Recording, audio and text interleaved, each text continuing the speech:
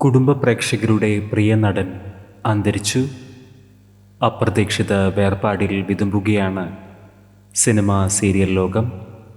ഹൃദയാഘാതത്തെ തുടർന്നാണ് പ്രശസ്ത തമിഴ് നടൻ ശേഷുവിനെ ആശുപത്രിയിൽ പ്രവേശിപ്പിച്ചത്.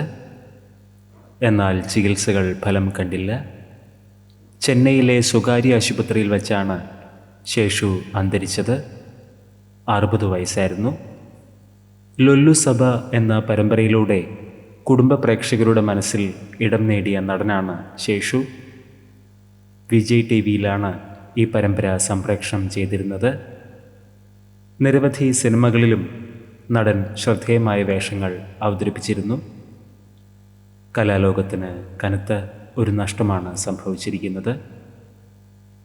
ശേഷുവിന് 60 വയസ്സായിരുന്നു. ആത്മാവിന് നിത്യശാന്തി ലഭിക്കട്ടെ എന്ന് നമുക്ക് പ്രാർത്ഥിക്കാം.